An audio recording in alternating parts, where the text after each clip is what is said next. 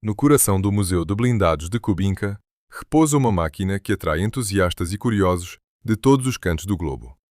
68 toneladas de aço, 12 metralhadoras, um canhão naval de 130 mm e uma blindagem de 350 mm de espessura. Este é o IS-7, o tanque mais pesado e poderoso alguma vez concebido na União Soviética.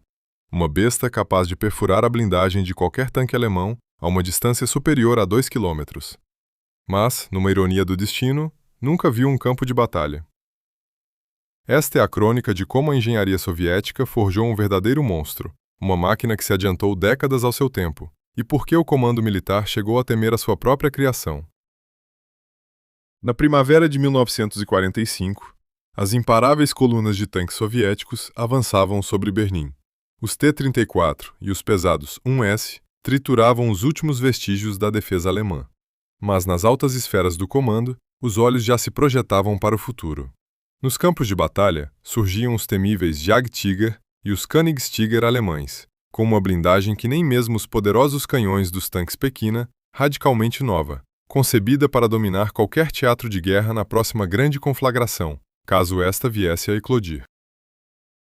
Em junho do mesmo ano, na fábrica Kirov, em Leningrado, uma equipa de engenheiros e designers reuniu-se sob a liderança de Nikolai Fyodorovich Shashmurin, um nome já reverenciado pelos seus feitos nos tanques pesados das séries KVIS.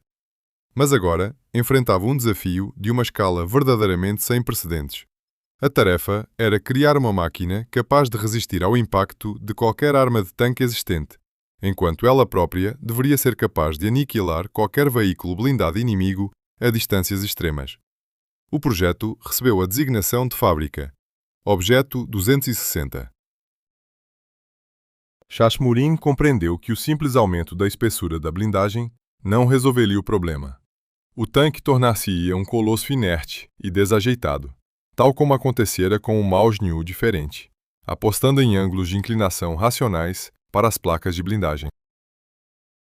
A secção frontal do casco assumiu uma forma distintiva, que os tanquistas mais tarde batizaram de nariz de pique.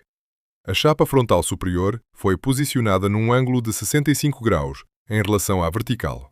Isso conferia à espessura equivalente da blindagem uma magnitude incrível, quase monstruosa. Um projétil, ao atingir tal superfície inclinada, não a perfurava.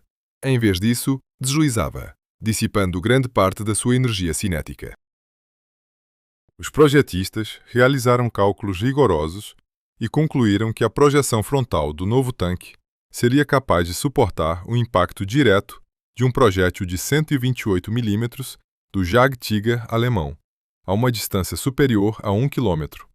Um feito quase inimaginável, considerando que o canhão do Jagdtiger era então a mais potente arma antitanque da Segunda Guerra Mundial. Nenhum tanque de produção em série daquela época podia ostentar um nível de proteção comparável. Mas Shashmurin não se deteve apenas na blindagem frontal.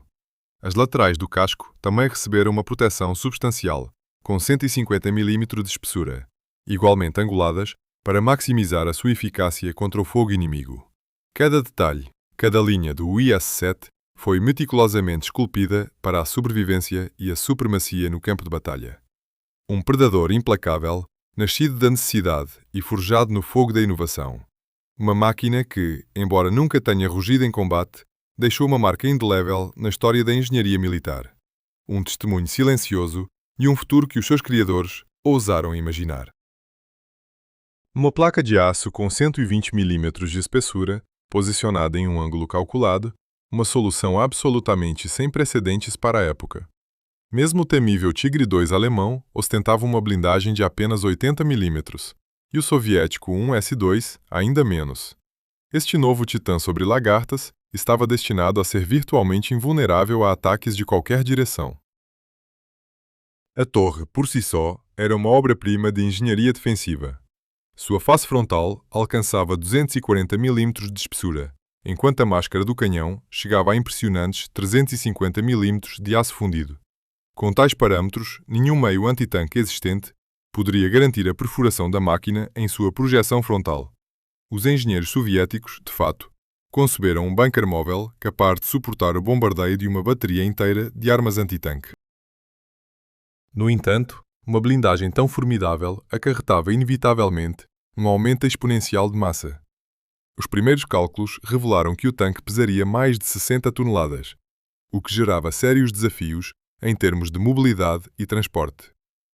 A vasta maioria das pontes na Europa simplesmente não suportaria tal máquina, e as plataformas ferroviárias exigiriam uma modernização extensiva.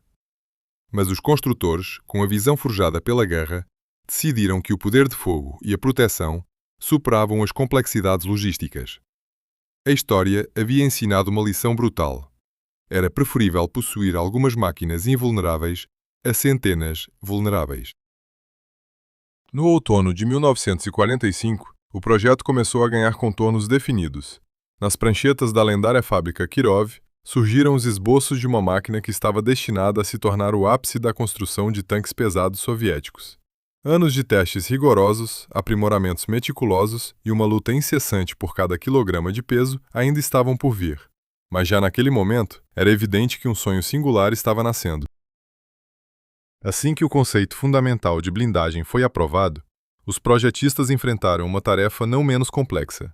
Uma máquina com quase 70 toneladas não deveria apenas arrastar-se pelo campo de batalha, mas manobrar com agilidade, superar obstáculos e desenvolver uma velocidade comparável à de tanques médios muito mais leves. Para isso, era imperativa uma parte rodante radicalmente nova. Os engenheiros da fábrica Kirov realizaram um verdadeiro avanço tecnológico. Pela primeira vez na história da construção de tanques soviéticos, a máquina foi equipada com esteiras dotadas de articulações de borracha e metal. Até então, todos os tanques domésticos utilizavam elos inteiramente metálicos, que produziam um ruído ensurdecedor ao se mover e se desgastavam rapidamente. A nova construção permitia uma redução significativa do barulho e um aumento substancial da vida útil da esteira. Cada elo era conectado ao adjacente por um único pino, fixado por parafusos, simplificando o reparo em campo e a substituição de elos danificados. De cada lado do casco, foram dispostos 7 roletes de apoio de grande diâmetro. Os próprios roletes receberam pneus de coada metálica com amortecimento interno, semelhantes aos empregados em alguns tanques alemães da família dos felinos. Essa inovação reduzia a vibração e prolongava a vida útil da superfície externa dos roletes, embora trouxesse consigo desafios inerentes à sua manutenção e custo. Era um compromisso audacioso, uma aposta na durabilidade e no desempenho em detrimento da simplicidade, refletindo a crença inabalável de que a superioridade técnica, mesmo com suas complexidades, seria o fator decisivo no campo de batalha. Este gigante, concebido para dominar, estava agora recebendo as pernas para fazê-lo, com uma graça inesperada para seu peso colossal. A visão era clara: criar não apenas um monstro blindado, mas uma fortaleza ágil, capaz de impor sua vontade em qualquer terreno. Cada escolha de design, cada milímetro de aço, cada inovação na suspensão e nas esteiras, tudo convergia para um único propósito: forjar uma máquina que redefiniria os limites do poder terrestre, um legado de engenharia que ecoaria por décadas. O rugido metálico que anunciava a sua presença era uma sinfonia de aço, um som característico que se propagava pelo campo de batalha, prenúncio de uma força imparável. Cada roda de apoio, uma peça vital desta intrincada máquina, era montada sobre um balancinho individual, conectado com precisão a um robusto eixo de torção. Esta arquitetura mecânica, por si só, já era uma obra de arte. Para domar a ferocidade do terreno mais implacável, amortecedores hidráulicos adicionais trabalhavam em silêncio, garantindo uma marcha surpreendentemente suave, conferindo ao colosso blindado uma dignidade quase impensável, mesmo sobre vales escarpados ou crateras de impacto. E, como um sistema nervoso finamente ajustado, os limitadores, na forma de molas helicoidais, mereciam um capítulo à parte. Eram eles que restringiam o movimento dos balancins, impedindo que as rodas de apoio colidissem violentamente com o casco, uma salvaguarda essencial ao superar os obstáculos mais severos. A tensão da esteira, um detalhe crucial para a mobilidade e sobrevivência, era ajustada com uma simplicidade engenhosa. Um parafuso hexagonal, Com um giro para um lado ou para o outro, permitia apertar rapidamente a esteira frouxa. Uma operação que podia ser realizada em pleno campo de batalha, sob o olhar atento do inimigo. Esta engenharia, concebida para a brutalidade do combate, era, em sua essência, um testemunho de simplicidade e robustez, qualidades inestimáveis nas mãos dos militares, onde cada segundo e cada falha podiam selar o destino de uma operação ou mesmo de uma vida. Mas se o sistema de suspensão gerava uma admiração quase unânime pela sua engenhosidade e eficácia, a decisão dos projetistas quanto ao armamento auxiliar ainda hoje provoca controvérsia. Um debate acalorado entre historiadores e entusiastas militares. No primeiro 7-7, instalaram uma quantidade de metralhadoras que beirava o inacreditável. Era como se os engenheiros tivessem decidido transformar o tanque numa fortaleza móvel, capaz de vomitar fogo em todas as direções simultaneamente. Uma visão talvez mais ambiciosa do que prática. Em cada lado do casco, na parte frontal, montaram uma metralhadora coaxial fixa RP-46, de calibre 7,62 mm. Quem operava essa arma era o motorista mecânico, e para mirar, ele precisava girar o tanque inteiro para a esquerda ou para a direita, numa dança mecânica que exigia coordenação e paciência. A elevação vertical era feita usando os pedais do acelerador e do freio, transformando o ato de atirar num verdadeiro número de circo, um espetáculo quase circense onde a precisão era um luxo, não uma regra. É possível apenas imaginar o prazer que a tripulação sentia lá dentro, enquanto o motorista se divertia tentando atingir um alvo distante com rajadas, enquanto o mundo balançava ao seu redor. As metralhadoras eram protegidas por invólucros blindados, garantindo a sua integridade sob fogo inimigo. A munição, as veias e artérias da destruição, era armazenada em compartimentos especiais, alimentada às armas através de calhas metálicas, num sistema que parecia incansável. As fitas de munição vazias saíam por uma abertura superior, enquanto as cápsulas e estojos ejetados voavam pelas fendas inferiores, numa coreografia de detritos de guerra. O sistema funcionava de forma autônoma, sem exigir a participação de outros membros da tripulação, uma eficiência que prometia liberdade, mas entregava complexidade. Aos projetistas, no entanto, pareceu que 4 metralhadoras coaxiais eram insuficientes para a tarefa que tinham em mente. Assim, na traseira do casco, surgiram mais 2 RP-46, apontadas para trás, uma resposta à paranoia de um ataque pelas costas. Isso permitia alvejar a infantaria inimiga que tentava flanquear o tanque, sem a necessidade de girar a torre principal. Uma medida preventiva que adicionava camadas à já densa armadura de fogo. Na própria torre, como se não bastasse, instalaram também um par de metralhadoras RP-46, do mesmo calibre, deslocadas para os lados, a fim de deixar espaços para as caixas de munição. Uma consideração prática num mar de decisões questionáveis. As cápsulas e estojos eram cuidadosamente descartados em pequenos contentores metálicos, para evitar que se espalhassem pelo interior do veículo. Um toque de organização no caos. Mas a verdade nua e crua era que era praticamente impossível disparar com precisão as metralhadoras da torre. O único método relativamente funcional era um ritual desesperado. O comandante girava sua própria cúpula, olhava para trás, determinava a direção do tiro pelo traçador e gritava para o artilheiro manobrar a torre, numa coreografia de frustração e improvisação. A eficácia de tal sistema era, no mínimo, extremamente duvidosa, um ponto de interrogação pairando sobre cada rajada. Mas os fornecedores de munição, esses sim, certamente estavam satisfeitos com o consumo abundante. Coroando toda essa magnificência, uma metralhadora pesada de grande calibre completava o arsenal, uma arma final para um tanque que, em sua busca por poder absoluto, se tornou um paradoxo ambulante, um testemunho da ambição e dos limites da engenharia de guerra. Um canhão antiaéreo, o KPVT de calibre 14,5 mm, repousava sobre uma torre elevada. A estrutura era tão desajeitada, tão massiva, que o comandante iria posicionar-se na popa do tanque, completamente vulnerável ao fogo inimigo. Uma contradição gritante. Este arranjo desafiava todos os princípios de proteção, tão meticulosamente observados no design da blindagem, uma armadura pensada para ser impenetrável. No total, o tanque transportava cerca de 2.500 munições de calibre 7,62 mm e aproximadamente 400 para as metralhadoras pesadas. Carregar tal arsenal representava um fardo logístico considerável, enquanto a utilidade prática da maioria das metralhadoras permanecia um ponto de interrogação.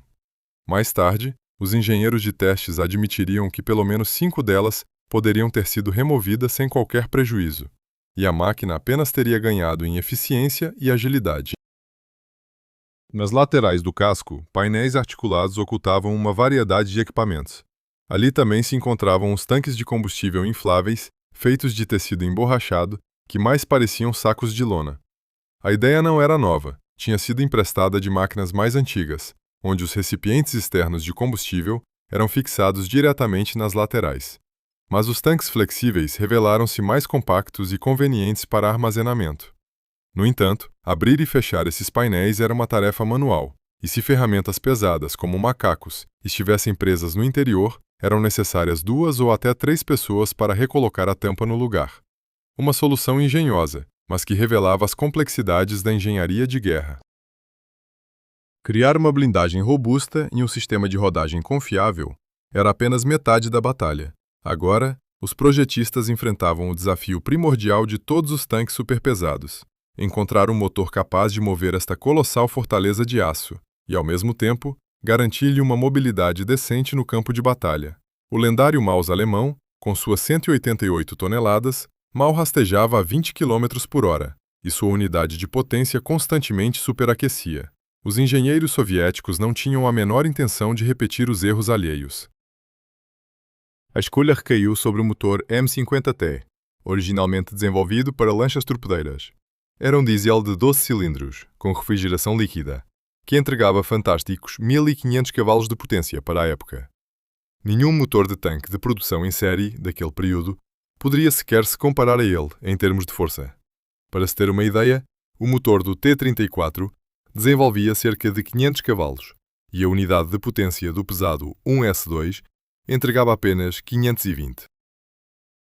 A origem naval do motor, contudo, criava certas complexidades de arranjo. O propulsor ocupava um espaço imenso na parte traseira do casco e exigia sistemas de refrigeração extremamente potentes. Os projetistas posicionaram os radiadores e ventiladores de forma a garantir o fluxo máximo de ar através do compartimento do motor. Na parte superior da popa, surgiram tampas blindadas para os bocais de abastecimento do líquido de arrefecimento, óleo do motor e óleo da transmissão. Um problema sério, quase um enigma, era o acesso à unidade de potência para manutenção e reparos. Ao contrário da maioria dos tanques daquela era, o Prumeu S7 não possuía as habituais escotilhas no compartimento do motor. Nenhuma das grandes tampas articuladas que facilitavam o serviço. Nem mesmo pequenas escotilhas circulares, como as encontradas nos tanques da série 34, adornavam a sua blindagem. Para alcançar o motor, os mecânicos eram forçados a desparafusar enormes pernos que circundavam todo o painel traseiro. Uma vez soltos, toda a parte superior da retaguarda da torre precisava ser içada com a ajuda de um guindaste especializado. Era um procedimento de uma complexidade e morosidade avassaladoras, exigindo não apenas mão de obra qualificada, mas também equipamentos específicos, o que tornava qualquer reparo em campo de batalha uma quimera, uma impossibilidade prática que assombrava a sua concepção.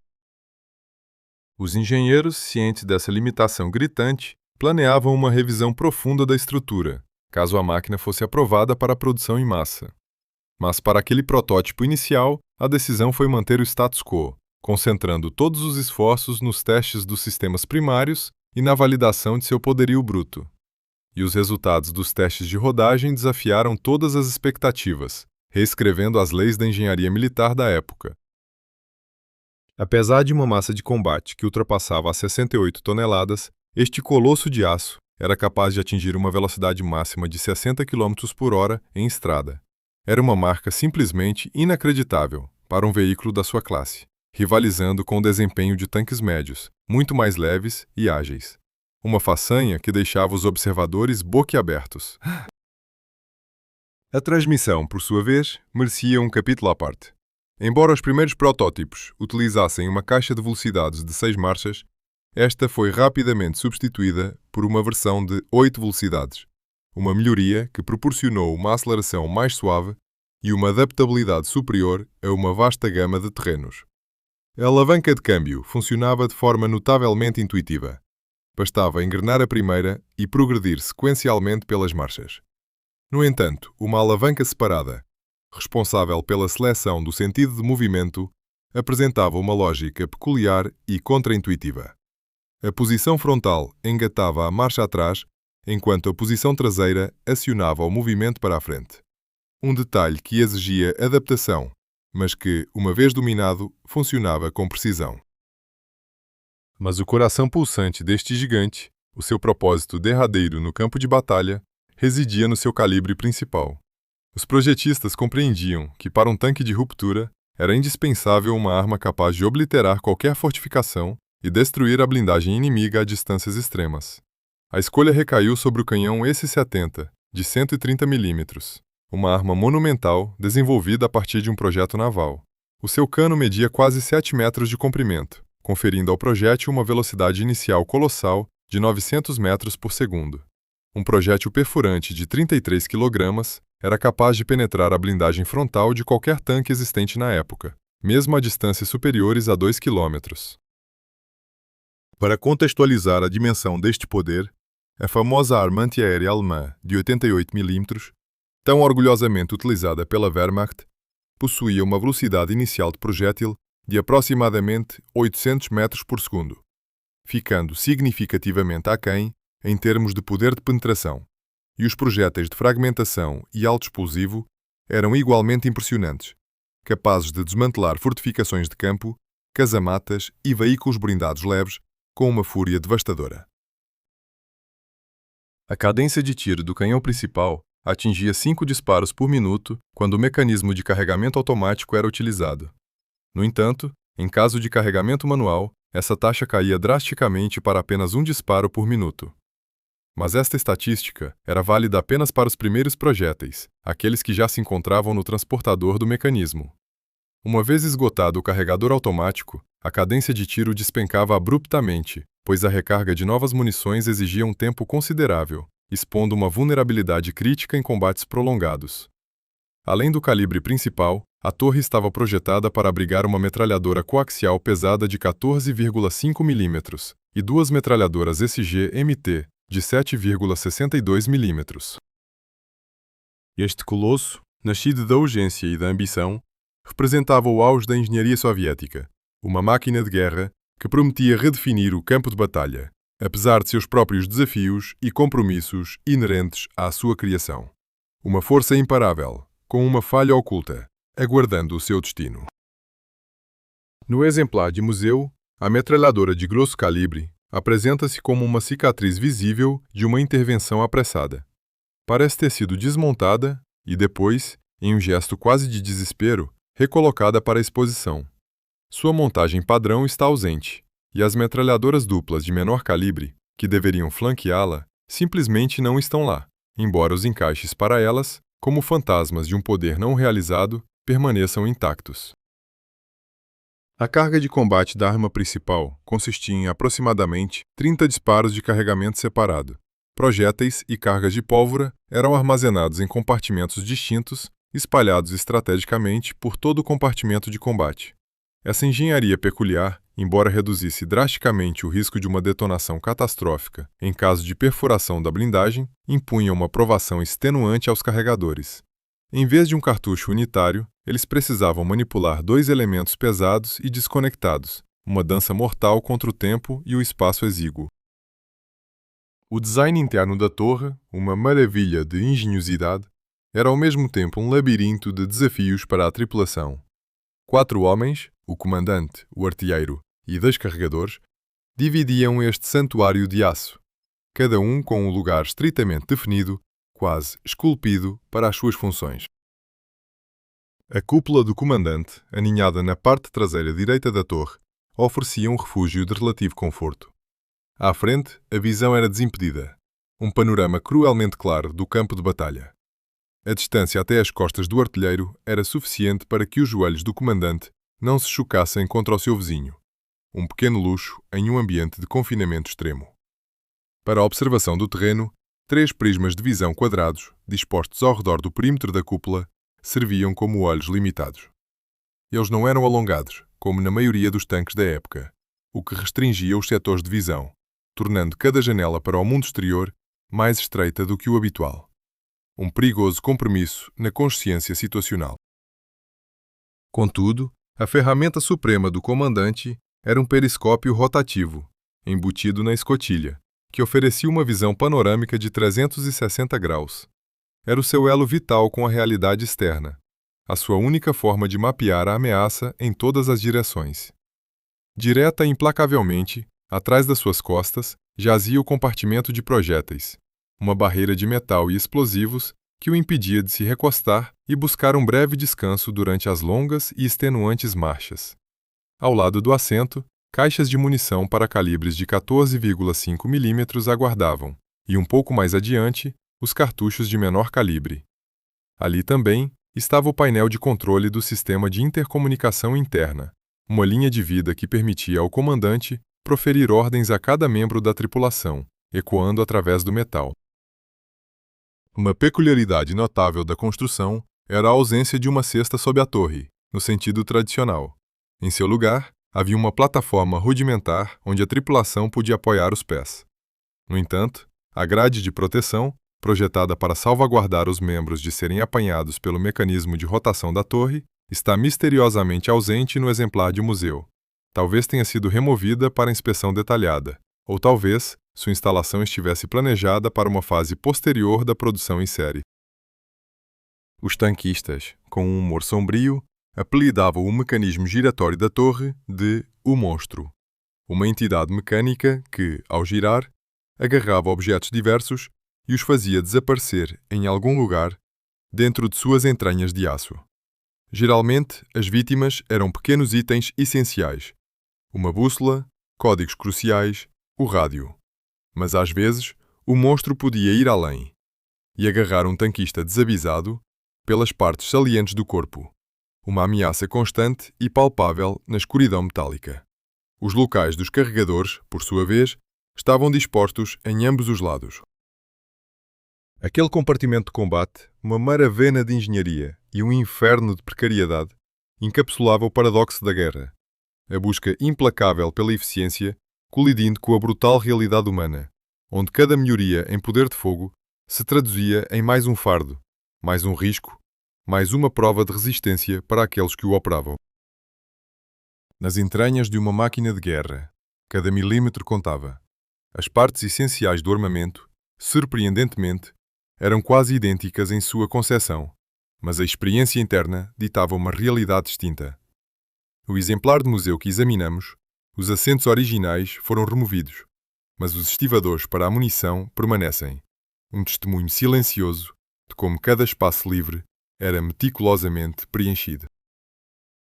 De dentro, a inclinação dos painéis blindados laterais é visivelmente pronunciada, e os depósitos de projéteis repousam diretamente acima deles, uma disposição que, embora funcional, criava um aperto inimaginável.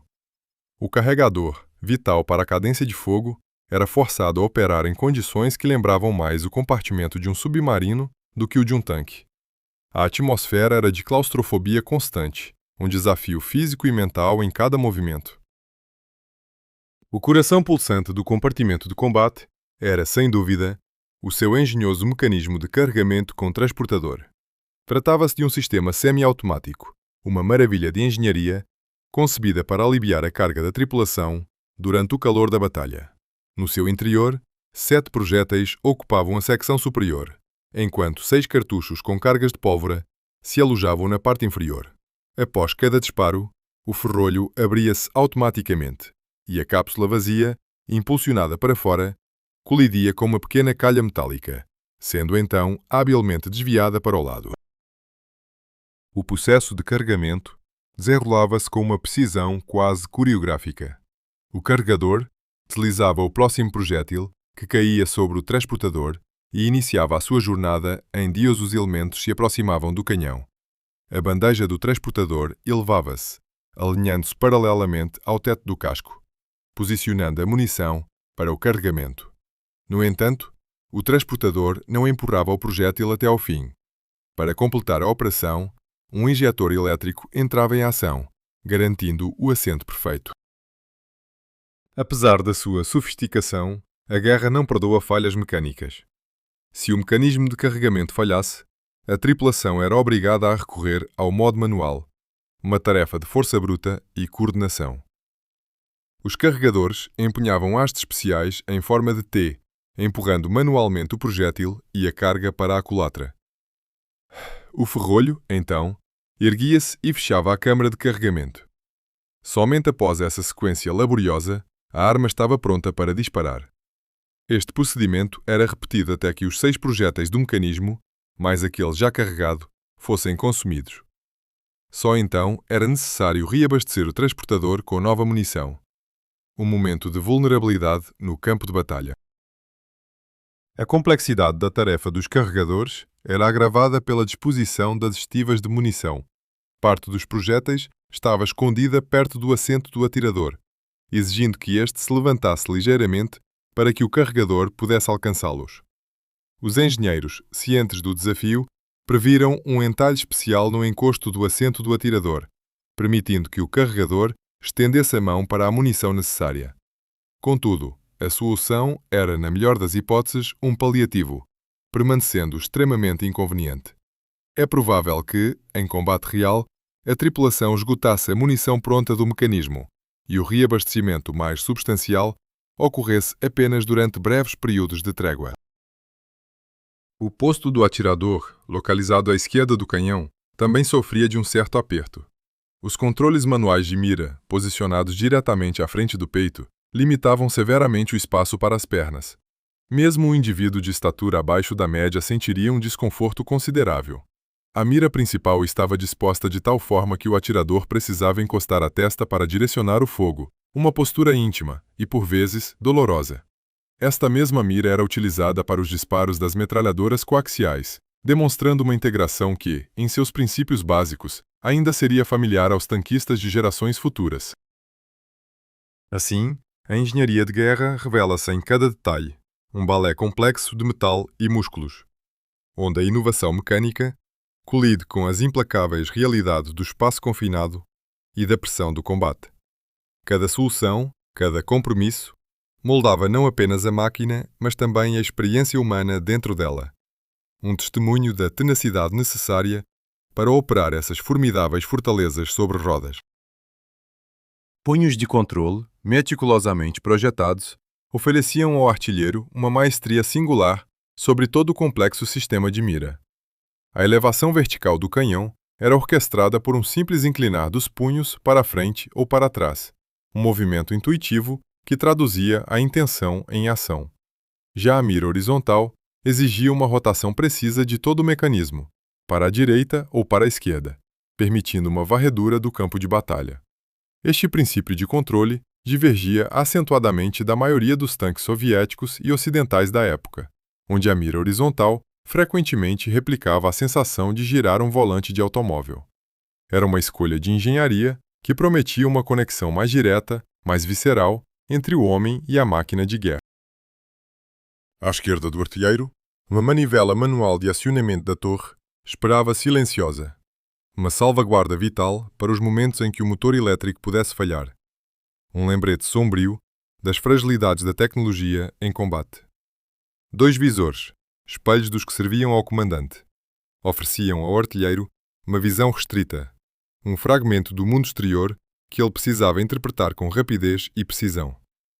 Um periscópio para observação panorâmica, essencial para a consciência situacional, estava ausente no exemplar de museu, embora o local de montagem permanecesse ali, uma cicatriz na estrutura.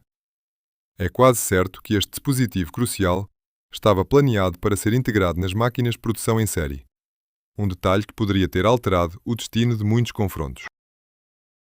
O compartimento do motorista, aninhado na parte frontal do casco, era um santuário de isolamento. O único membro da tripulação completamente separado dos companheiros no compartimento de combate O motorista vivia numa bolha de responsabilidade solitária. O acesso ao seu posto era feito através de uma escotilha individual na placa de blindagem frontal, um portal que deslizava lateralmente sobre guias robustas. Uma entrada que, apesar de engenhosa, representava um ponto de vulnerabilidade crítica no coração da armadura, um risco calculado no design de uma máquina de guerra. Ao adentrar, o posto de trabalho causava uma impressão paradoxal de robustez e design meticuloso. O assento, ajustável em altura, permitia uma personalização para a estatura de cada motorista, um toque de ergonomia num ambiente brutal. No entanto, a almofada, de uma finura quase cruel, transformava longas marchas em verdadeiras provações. Motoristas experientes, conhecendo a dura realidade do terreno acidentado, certamente levavam consigo as suas próprias almofadas, um pequeno luxo para mitigar o impacto constante. Fora este detalhe, a ergonomia geral do posto não suscitava queixas, um testemunho da engenharia soviética que priorizava a funcionalidade acima do conforto excessivo. Para garantir a visão, uma rede de 7 dispositivos de observação envolvia o motorista. 3 periscópios estrategicamente posicionados no teto do casco, ladeando a escotilha, um central na própria tampa e mais 3 prismas embutidos na parte frontal da blindagem. Esta profusão de óticas concedia ao motorista uma visibilidade excepcional, uma vantagem inestimável ao manobrar uma máquina de várias toneladas em condições de combate caóticas. Em momentos de relativa segurança, ele podia entreabrir a escotilha e guiar o tanque com a cabeça para fora, uma breve lufada de ar fresco e uma visão desobstruída. Mas no fragor da batalha, tal luxo era impensável, um convite à morte. À esquerda do assento, encontrava-se o armazenamento para munições de metralhadora de calibre 7,62 mm, sempre à mão. Perto dali, uma prateleira vazia, outrora destinada às baterias de acumuladores, que no exemplar de museu já não existiam, mas cujos cabos de conexão permaneciam, como veias secas de um corpo inerte. O painel de instrumentos, por sua vez, exibia uma configuração padrão para a tecnologia soviética daquele período, desprovido de quaisquer inovações revolucionárias. O único elemento que se destacava, pela sua peculiaridade, era o velocímetro, posicionado na extremidade direita. Uma localização que, até então, só havia sido observada nos tanques da série T. O interruptor de energia, uma peça fundamental de controle, os engenheiros decidiram colocar diretamente entre as pernas do motorista, uma escolha que, apesar de funcional, gerava um certo desconforto e exigia uma adaptação constante. O botão de partida, por sua vez, estava convenientemente localizado à frente dos joelhos. Um detalhe que merecia atenção especial era a buzina. Numa máquina de guerra, podia parecer um divertido excesso, quase um anacronismo. No entanto, sua presença era indispensável para a comunicação em comboios militares ou ao atravessar áreas povoadas, um lembrete de que mesmo a mais brutal das máquinas precisava interagir com o mundo à sua volta. À direita do assento, dispostos ordenadamente, encontravam-se os cilindros de ar comprimido, essenciais para os sistemas pneumáticos do veículo. Cada componente, cada detalhe, por mais trivial que parecesse, era uma peça vital no intrincado quebra-cabeça da operação de uma máquina de combate, refletindo a constante tensão entre a eficiência em batalha e as necessidades práticas da vida no campo de guerra. Nas profundezas do inverno russo, onde as temperaturas podiam cair implacavelmente abaixo dos 30 graus negativos, o motor gelado de um tanque, mesmo o mais robusto, recusava-se a despertar. Um motor de arranque elétrico comum lutava, engasgava, impotente contra a rigidez do metal e do óleo congelados. Foi então que a engenharia soviética revelou uma solução engenhosa, um sistema de arranque a ar comprimido. O mecânico, desafiando o frio cortante, abria uma válvula e, com um silvo potente, o ar pressurizado invadia os cilindros, impelindo o virabrequim a girar. O motor, antes inerte, ganhava vida, tossindo e depois rugindo, um triunfo contra a natureza implacável, salvando os tanquistas em algumas das mais duras condições imagináveis. A pilotagem do IS-7 era uma coreografia de força e precisão. 2 robustos manípulos, ou alavancas, não apenas guiavam a máquina, mas também serviam como travões.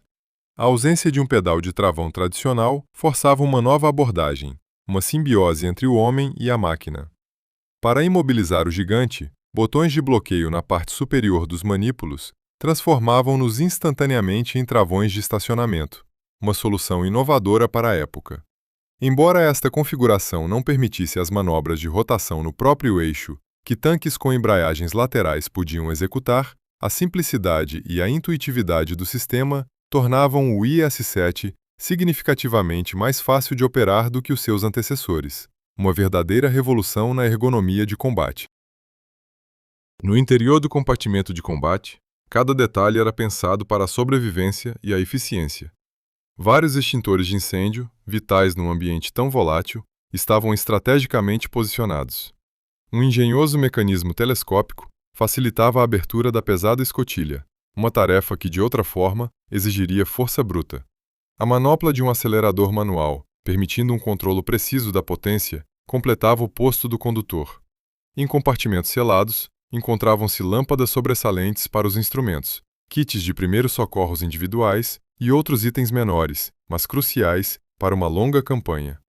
Na secção traseira, caixas de munição para as metralhadoras coaxiais aguardavam o momento de serem utilizadas, um arsenal pronto para a batalha. Até 1948, 6 protótipos do IS-7 foram meticulosamente construídos e submetidos a um ciclo exaustivo de testes, de fábrica e estatais. As máquinas demonstraram características extraordinárias em todos os parâmetros essenciais: mobilidade, proteção e poder de fogo. O seu desempenho era inquestionável, um testemunho da engenharia de ponta da União Soviética. Parecia que o caminho para a produção em série estava não apenas aberto, mas garantido. Um futuro onde o IS-7 dominaria os campos de batalha. Contudo, a nova liderança militar tomou uma decisão que para muitos parecia inexplicável. Paralelamente ao INS-7, outro tanque pesado estava em desenvolvimento, o IS-8, que mais tarde seria adotado sob a designação T-10. Esta máquina, em quase todos os aspectos técnicos, era inferior ao IS-7. A sua blindagem era visivelmente mais fina, o armamento principal possuía um poder de fogo reduzido e a sua velocidade máxima era inferior. Um enigma, um paradoxo, pairava sobre a escolha. Mas o IS-8 possuía uma vantagem inegável, um trunfo que se revelaria decisivo: o custo de produção e a simplicidade de operação. O IS-7, com toda a sua glória e engenharia avançada, exigia para o seu fabrico equipamentos especializados, materiais raros e uma força de trabalho altamente qualificada, quase artesanal. O seu motor diesel marítimo de 12 cilindros, uma maravilha de potência e complexidade, custava o equivalente a vários motores de tanque convencionais. O mecanismo de carregamento da arma principal, embora inovador, era notavelmente complexo e propenso a falhas, tornando a manutenção em condições de combate um pesadelo. A ausência de escotilhas de acesso ao motor tornava os reparos no campo de batalha praticamente impossíveis, condenando o tanque a ser abandonado ou resgatado por equipas especializadas. A logística de transportar uma máquina que pesava quase 70 toneladas era um pesadelo à escala nacional. A maioria das plataformas ferroviárias e pontes existentes simplesmente não suportaria tal carga colossal, paralisando as linhas de abastecimento e exigindo infraestruturas totalmente novas e dispendiosas. O IS-8, por outro lado, pesava menos 20 toneladas, o que o tornava compatível com a infraestrutura existente. Utilizava componentes e conjuntos comprovados, era facilmente reparável pelas próprias tripulações no campo e podia ser transportado por meios padrão. Era a personificação da pragmática soviética. No contexto da economia pós-guerra, com o país a recuperar-se das devastadoras destruições, o fator custo-benefício tornou-se o árbitro final. Os generais, com uma perspicácia brutalmente realista, concluíram que a excelência técnica do IS-7 não justificava os seus custos exorbitantes e as suas exigências logísticas. Assim, o sonho de um tanque perfeito, uma máquina de combate sem igual, concebida para desafiar os limites da engenharia e do ambiente mais hostil, foi silenciosamente arquivado. Em seu lugar, ascendeu um veículo mais modesto, mas infinitamente mais adaptado à dura realidade de uma nação em reconstrução, provando que, por vezes, a genialidade cede lugar à necessidade. e a inovação mais audaciosa sucumbe à fria lógica dos números e da praticidade. A máxima, forjada na fornalha da experiência em combate, sussurrava nos gabinetes de engenharia. É preferível ter 3 tanques confiáveis a possuir um único, por mais magnífico que seja, se este se mostrar temperamental. A complexidade, a manutenção incessante e a imprevisibilidade em situações críticas transformavam uma maravilha da engenharia num fardo logístico, um gigante de pés de barro no campo de batalha. Desta filosofia, ou talvez contra ela, nasceram apenas 6 unidades da primeira série experimental, complementadas por um punhado de veículos de uma pequena leva pré-produção. Um número irrisório para qualquer ambição de domínio, refletindo a natureza experimental e os desafios inerentes ao projeto. Fim do programa, o destino da maioria foi selado pela fria lógica da eficiência. Muitos foram reduzidos à sucata, consumidos pelas chamas dos fornos de fundição, enquanto outros se tornaram alvos inertes nos campos de prova, suas carcaças perfuradas por projéteis que nunca deveriam ter enfrentado. Mas, desafiando toda a probabilidade, um único exemplar escapou a essa aniquilação. Um milagre de preservação que o trouxe até os nossos dias. Hoje, ele repousa no Museu de Blindados de Kubinka, na Rússia, um guardião silencioso de uma era de titãs. Lá, ao lado de seu antípoda alemão, o colossal Maus, ele narra uma história sem palavras, a de ambições desmedidas e lições duramente aprendidas, gravadas no aço e no tempo. Um testemunho mudo da verdade intemporal.